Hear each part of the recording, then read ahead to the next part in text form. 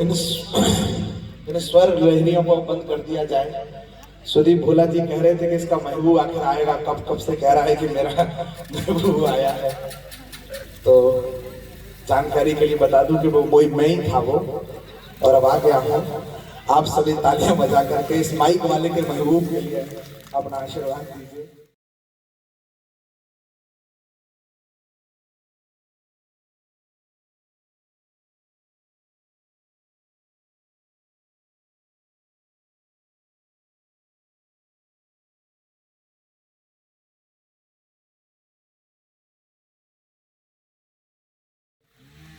सादर प्रणाम करता हूँ।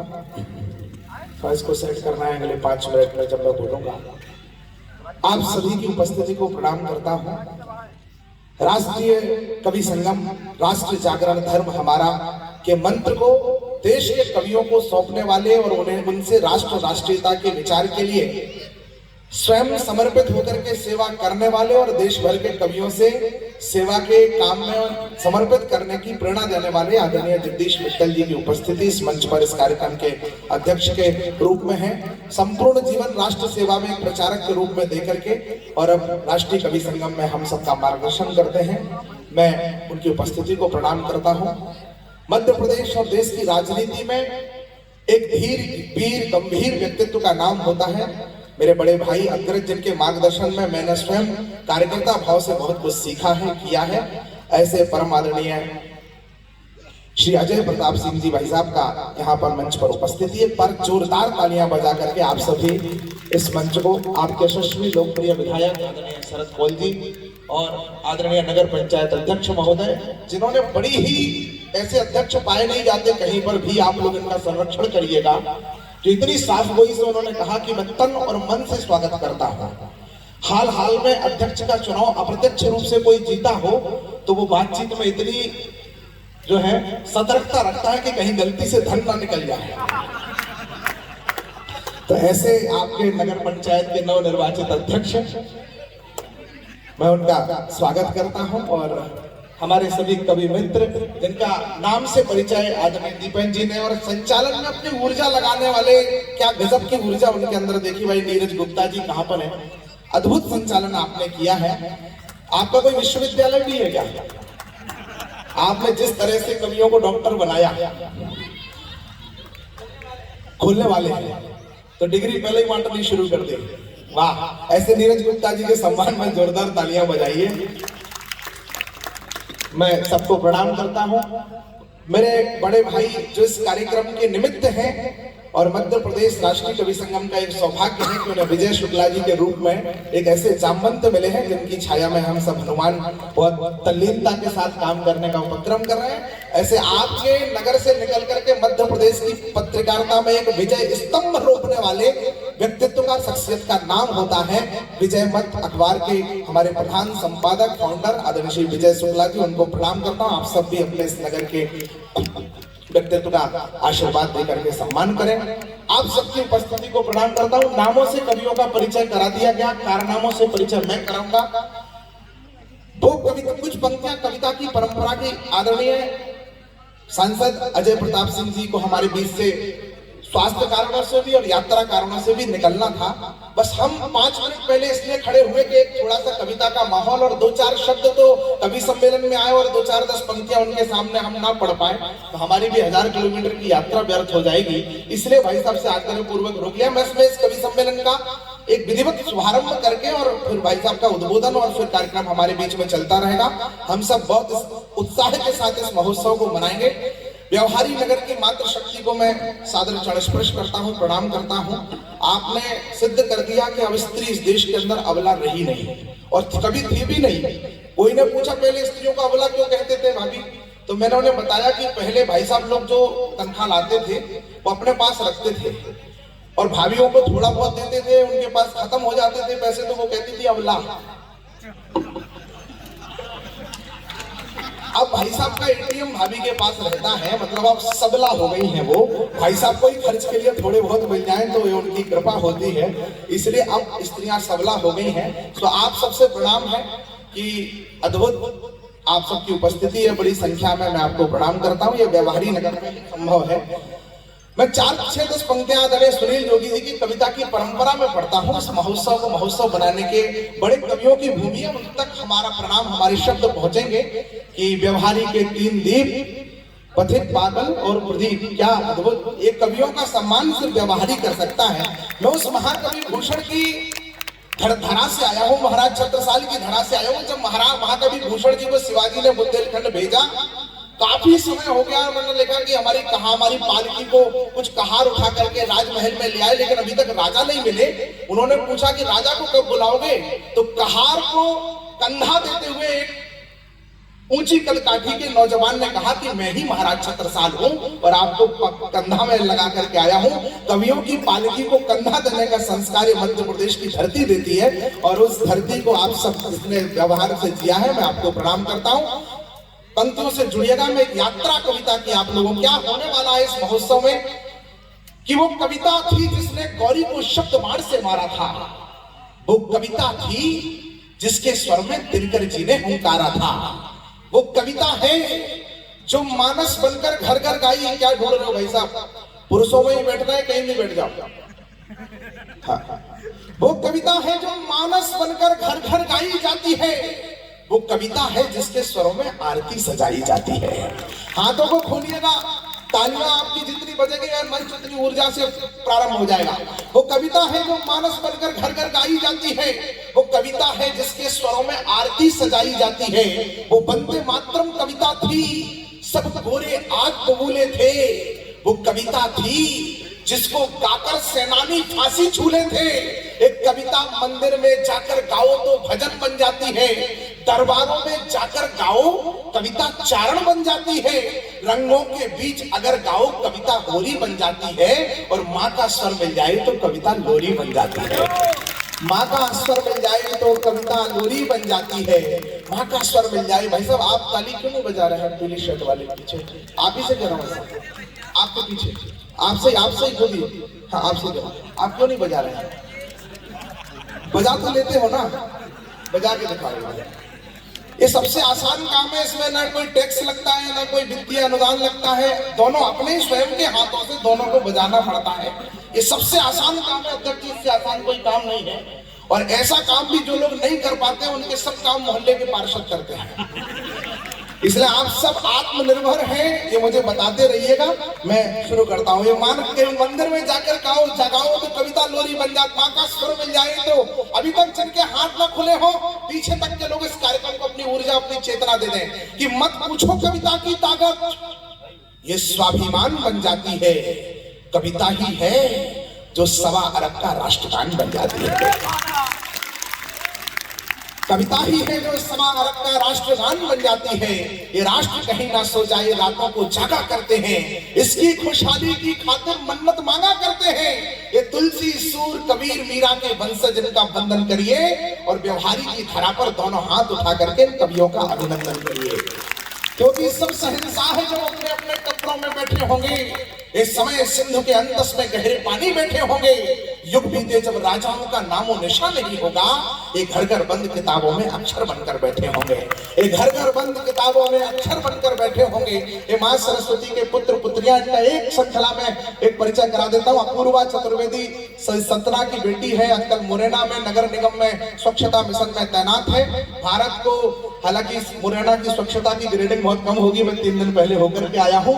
एक बार अपू, लेकिन कविता की ग्रेडिंग में अपूर्वा चतुर्वेदी का कोई जोड़ नहीं। एक बार जोरदार तालियां बजा करके आप सम्मान करिए। उनके बगल में दूसरी देवी प्रियंका राय, बनारस बाबा महाकाल की, बाबा विश्वनाथ की धरती से, और आजकल दिल्ली में निवासरत है प्रियंका राय हमारे बीच में विराजमान है। देश की श्रेष्ठ कवित्री हैं। उमेश लगन 3, 2, 5 तो मैंने सुना था, लेकिन 2 को हटा करके 3, 5 करने का नाम विंध्य क्षेत्र में किसी को कोई परिचय का मोहताज नहीं होते हैं। तो ऐसे भाई उमेश लखन जी हमारे बीच में विराजमान है, और भाई आशीष दुबे जी विदिशा माँ बेतवा के तट से हमारे बीच में कविता की धार लेकर के आए हैं। बड़े भाई हिंदी कवि सम्मेलन का एक महाकौशल और मध्य प्रदेश से निकला हुआ वैश्विक चेहरा जो हर टीवी चैनल पर की डिमांड होता है, आपके घरों में, आपके दिलों में कई चैनलों से, कवि सम्मेलनों से, वैश्विक कार्यक्रमों से हमारे बीच में पहुंचते हैं। हम सबका गर्व होते हैं, हमारा गौरव होते हैं। आदरणीय बड़े भाई सुदीप गोला जी की उपस्थिति, हमारे राष्ट्रीय कवि संगम के राष्ट्रीय मंत्री भी होते हैं, उनकी उपस्थिति को प्रणाम करता हूँ। युवा सुमित सिंह हमारे बीच में विदिशा की धरती से पधारे हैं, उनका स्वागत करता हूँ। प्रियांशु तिवारी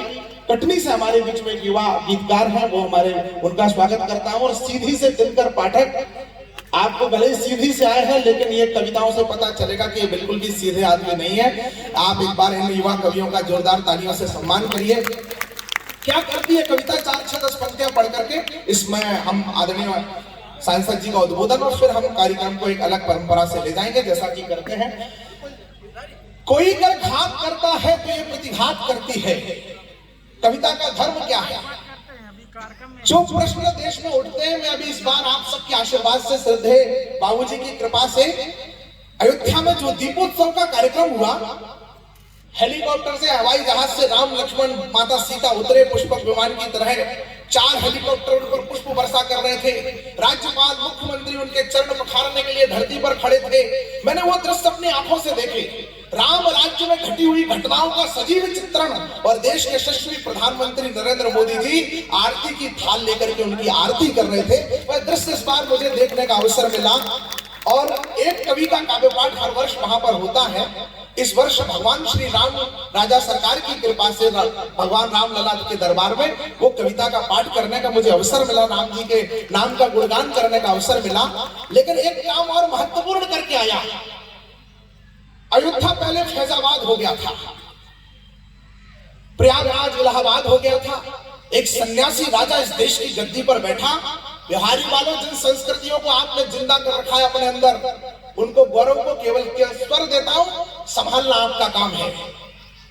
एक सन्यासी राजा इस देश के एक सिंहासन पर बैठा। कुछ परिवर्तन देश में मिले तो लोगों को दर्द हुआ कि योगी बाबा क्या कर रहे हैं, नाम बदल दिया, नाम बदल रहे हैं। मुगल सराय का दीनदयाल उपाध्याय स्टेशन हो गया नाम। मैंने भी इतने सारे लोगों के जो बाबा से उत्तर पूछे गए, प्रश्न पूछे गए, उस पर कई बार उन्होंने उत्तर दिया, कई बार वो मुस्कुरा जाते हैं। एक सन्यासी की तरफ से उत्तर 4 पंक्तियों में मैं पढ़ता हूं, जो मैं पूछ करके वहां से आया हूं, और उनके उत्तर में एक संकल्प आपके हृदय में घट जाए तो इस कवि सम्मेलन का आगाज, आदरणीय भाई साहब तो यात्रा में रहेंगे, लेकिन आपकी तालियां उनके कानों में गड़गड़ाती रहें कि एक सन्यासी के संकल्प में देश किस तरह से साथ देने के लिए तत्पर बैठा है। लोग अनुमान लगा रहे हैं कि 24 का परिणाम क्या होगा। मैं 29 का परिणाम 4 पंक्तियों में एक संकल्प में पढ़ता हूं। मुझे अनुमति देना। बाबा का उत्तर, लाखों लोगों के प्रश्न कि नाम क्यों बदले। बाबा ने कहा कि मत कहो हमसे कि काम ये कैसा किया है, हमने तो नाम बस पहले जैसा किया है। ये बच्चों के जो भी मौलिक माता पिता हो, उनसे अनुरोध है, भाई साहब आप तो कोशिश ही मत करो, भाभी को करने दो, उनके ही कहने से आप भी चुप होते हो। तालियां बजा देना। मैं थोड़ा सा जुड़िए, मैं थोड़ा सा भी कोलाहल आता है तो मन टूटता है। मैं निवेदन करता हूं कि मत कहो हमसे कि काम ये कैसा किया है, हमने तो नाम बस पहले जैसा किया है। हम पर हुए हमलों की कहानियां बहुत हैं, जख्मों की निशानियां बहुत हैं। कहां है हस्तिनापुर, कहां है लक्ष्मणपुर, कहां है भाग्यनगर, कहां है कर्णावती। अरे मार्ग जो भी रुद्ध है उसको प्रशस्त करना है। थोड़ी देर रुको, दिल्ली को इंद्रप्रस्थ करना है। थोड़ी देर रुको, दिल्ली को इंद्रप्रस्थ करना है। थोड़ी देर रुको, दिल्ली को इंद्रप्रस्थ करना है। थोड़ी देर रुको, दिल्ली को इंद्रप्रस्थ करना है। और उसमें जो सहभागिता होगी, जब प्रस्ताव कभी पास हुआ तो जिसके मत से होगा, जिसके प्रस्ताव पर होगा, उनमें से उन 545 लोगों में से एक शख्सियत इस मंच पर विराजमान है। अगर आपकी जोरदार करतल ध्वनियां माननीय सांसद अजय प्रताप सिंह जी का अभिनंदन से उनको आमंत्रित करें कि वो दोनों शब्द हमारे बीच में कहें, तो मुझे सरलता हो जाएगी। एक बार तालियां बजा करके आ जाए।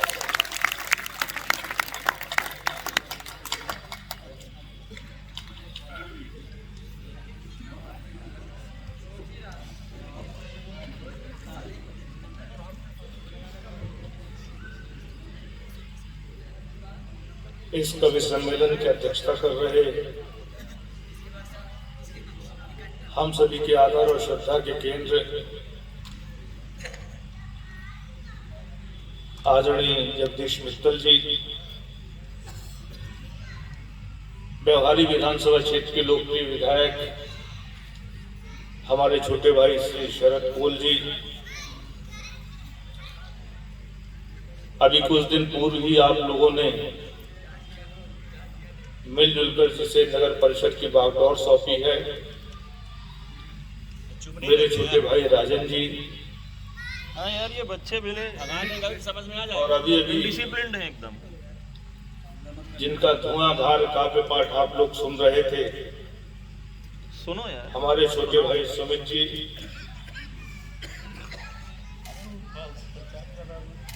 इस कार्यक्रम के आयोजक भाई विवेकानंद गुप्ता जी, भाई नीरज गुप्ता जी,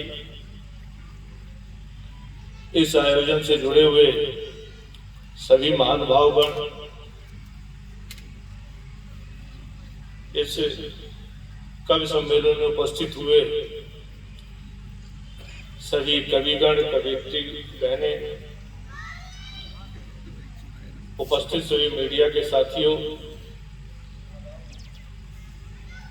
और आज इस काव्य निशा का आनंद लेने के लिए एकत्रित हुए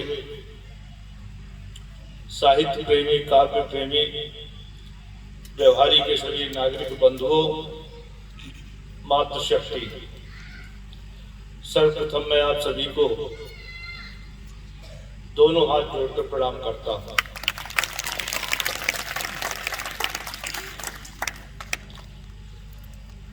मेरी मजबूरी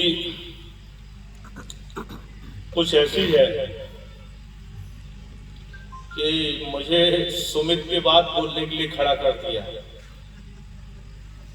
स्थिति ऐसी हो गई है कि जैसे सचिन तेंदुलकर के बाद कोई बैटिंग करने के लिए आए, तो सुमित की तुलना में ना तो मेरे पास उतने शब्द हैं, ना उस तरीके से उनको व्यक्त करने के लिए व्यंजना है। लेकिन आप सबके बीच में हूं तो कुछ टूटा फूटा निवेदन करूंगा। मेरी इच्छा थी कि मैं पूरे समय इस काव्य सम्मेलन में रहता, लेकिन कुछ व्यस्तता है, मुझे कल भोपाल पहुंचना है, इसलिए चाहकर भी नहीं उपस्थित रह पा रहा हूं। इसलिए आप सभी से भी माफी मांग रहा हूं। यहाँ पर जो हमारे कवि साथी उपस्थित हैं उनसे भी माफी मांग रहा हूं। सुमित ने अपनी बात शुरू करते हुए ओरछा का जिक्र किया। सुमित ओरछा से आते हैं, इसीलिए उनके उपनाम में ओरछा लगा हुआ है। भूषण का जिक्र किया, महाराज छत्रसाल का जिक्र किया है, और ओरछा की माटी की बड़ी शानदार जो परंपरा रही है, साहित्य को, काव्य को सम्मान देने की उस परंपरा का उल्लेख किया है। सुमित भाई, मैं ये बताना चाहता हूं कि ये विंध्य की माटी है। विंध्य की माटी भी साहित्य की हमेशा उपासना करती रही है।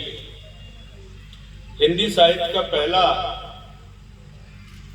नाटक इसी माटी में लिखा गया है। आनंद रघुनंदन महाराज रघुराज सिंह जी ने लिखा है। हमारी चुटिया, हमारा जनेऊ, हमारी सांस्कृतिक परंपरा, हमारी धार्मिक धरोहर, जिस रामचरितमानस के कारण मध्य काल में अगर सुरक्षित रहा है, तो रामचरितमानस को लिखने की जो प्रेरणा है बाबा तुलसीदास जी को जो प्राप्त हुई है, वो इसी विंध्य की माटी के कारण प्राप्त हुई है, विंध्य की माटी में प्राप्त हुई है।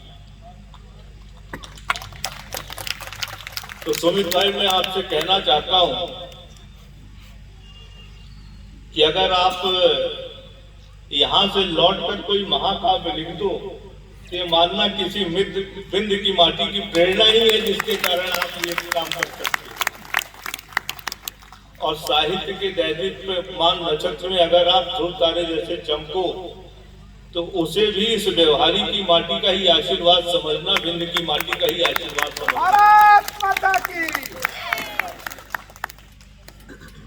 मैं इस काव्य सम्मेलन की सफलता के लिए शुभकामना देता हूं। ईश्वर से प्रार्थना करता हूं कि आज आप सभी लोग भरपूर इस काव्य निशा का आनंद लें। कविता के माध्यम से आप सभी को दिशा भी मिले, मार्गदर्शन भी मिले और आनंद भी मिले। इस आयोजन से जुड़े हुए सभी पक्षों को शुभकामना देते हुए मैं अपनी बात समाप्त करता हूं और एक और व्यक्ति विशेष को प्रणाम करना चाहता हूं जिनके कारण मैं उपस्थित हुआ, भाई विजय शुक्ला जी, जो आपके ही बीच के हैं, मेरे परम मित्र हैं, पत्रकार होने के नाते भी और इस पार्टी से जुड़े होने के नाते भी मैं उनको भी धन्यवाद देता हूं कि उनके कारण आप सबके बीच में उपस्थित हुआ, अपनी बात कहने का अवसर प्राप्त हुआ और आप सभी के दर्शन करने का अवसर प्राप्त हुआ। बहुत बहुत धन्यवाद।